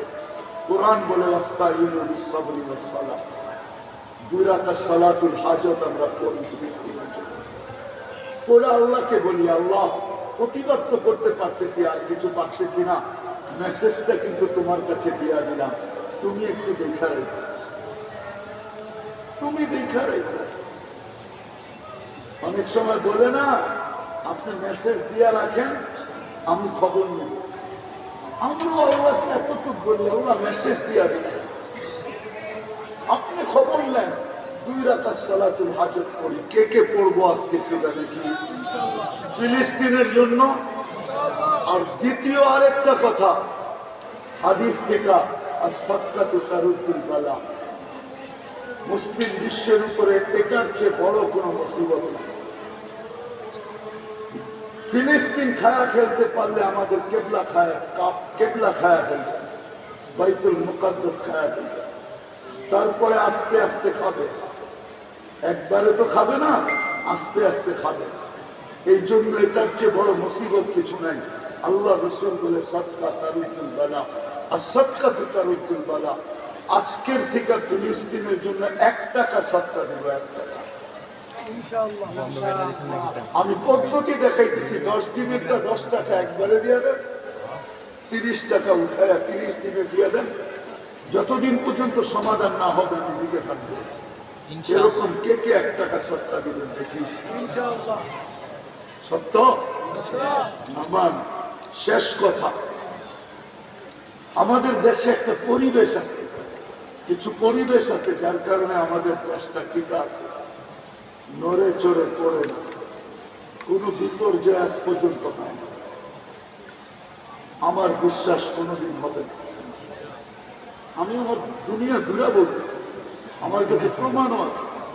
বিপর্যয় যদি বাংলাদেশ হইতো তাহলে করোনার সময় হইতো। কেননা বাংলাদেশি পাওয়া যাবে একটা দেশ যে 3 বছর একটা মাস্ক করছে, একবার কিনছে, এটা 3 বছর চালাইছে,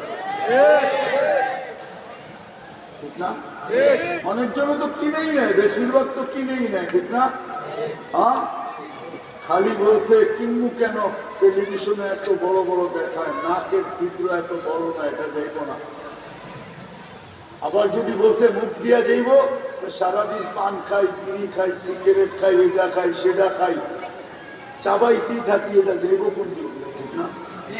করোনার সময় বিপর্যয় ঘটত, 7.8 ভূমিকম্প আসছে, তখনই বিপর্যয় ঘটে, কিন্তু ঘটে না। এই তো 3 দিন আগে নেপালে ঘটে গেল, এখনো মৃত্যু মিছিল বাড়তেছে। প্রথম দিন মারা গেছে 132 জন। আমাদের দেশে কোনো বিপর্যয় হয় না, শুধু পরিবেশের কারণে। আমি দেখাইতেছি, বাংলাদেশের মতো মসজিদ মাদ্রাসার পরিবেশ দুনিয়ার কোথাও নেই। আলেম ওলামা আল্লাহওয়ালাদের পরিবেশ দুনিয়ার কোথাও নেই। বাংলাদেশে যত আলেম ওলামা আল্লাহওয়ালাদের পরিবেশ, এটা দুনিয়ার কোথাও নাই। আরেকটা হলো কোরআনী মাহফিলের পরিবেশ দুনিয়ার কোথাও নেই, কোথাও নেই। আমাদেরকে 3টা ধরে রাখতে হবে, তাইলে আমাদের দেশ বিপর্যয়ের থেকে বেঁচে যাবে। সময় নাই, নাইলে আপনি তো বাংলাদেশের ইতিহাস জানেন, 100 বছরে বাংলা সন কত, 1400 কত? হ্যাঁ 30। আরবি হইতেছে 1445। আরবির সাথে বাংলার সাথে 15 বছরের দূরত্ব। আমি 1400 বছরের ইতিহাস জানিয়ে দেন এই মাটি। আপনি তো 100 বছরের ইতিহাস নিয়ে লাভ দিবেন, আমি 1400 বছরের ইতিহাস জানি। এই মাটি বড় মাটি, এর তুলনা হয় না। বিদায় এটাকে ধরে রাখতে হবে আমাদের। আপনি জানেন না এই মাটির ইতিহাস, এটাকে যত ধরে রাখবো বিপর্যয়ের থেকে বেঁচে যাবে। পারবেন এই তিনটা পরিবেশকে ধরে রাখতে? হ্যাঁ পারবেন? কে কে পারবেন দেখি? নামান, আমি চান্দা করব না, কিন্তু শব্দটা বলবো। যদি ক্যাবে হাত দিতে হয় হাত দিবেন? হ্যাঁ আলহামদুলিল্লাহ বাংলাদেশিরা দেয়, আমি দেখছি। জাপানে যে যত মসজিদ দেখবেন বেশিরভাগ বাঙালিরা বানিয়েছে, বাঙালিরা। ওইখানে যারা থাকে এই ইয়াং পোলাপান, ওদের ব্যাস আছে 10 জন 12 জন মিলা ঘুরতে থাকে। জুয়ার আড্ডা কোনটা বিক্রি হবে আর কিনবো আর মসজিদ বানিয়ে দেবে। আমেরিকাতে সবচেয়ে বেশি মসজিদ বাঙালিরা বানিয়েছে, মাদ্রাসা সবচেয়ে বেশি বাঙালিরা বানিয়েছে। ওইখানে আর জানি না দেশে থাকতে কোনোদিন করে নাই, ওইখানে যাওয়ার পরে চেঞ্জ হয়ে গেছে। এখন গ্রুপ নিয়ে সারাদিন ঘুরে কোন তিনটা বিক্রি করবে আর কোনটারে মসজিদ বানাবে, এটাই অবনিশা বাঙালিরা করে। আলহামদুলিল্লাহ কোরিয়ায় যায় দেখেন, ইউরোপে যায় দেখেন, বাঙালি ছেলেরা যখনই অস্ট্রেলিয়া গিয়ে দেখেন এইখানে নামাজও পড়ে নেয়। অস্ট্রেলিয়া যে দিনদার হয়ে গেছে, বন্ধু বান্ধব 10 জন জোগাড় করছে, ওকে নিশা হইল কোন কেসিনো বেচবে, জুয়ার আড্ডা বেচবে, মসজিদ বানাবে, কোন গির্জা বেচবে, মসজিদ বানাবে। বাঙালিরা করে আলহামদুলিল্লাহ সুম্মা আলহামদুলিল্লাহ। এই মসজিদ মাদ্রাসাগুলো চলতো না। আপনারও যদি প্রয়োজন হয় কখনো এটির পক্ষ থেকে হাত আসে, তাহলে খালি বিরোধ দিবেন, যাবে হাত দিবেন তো।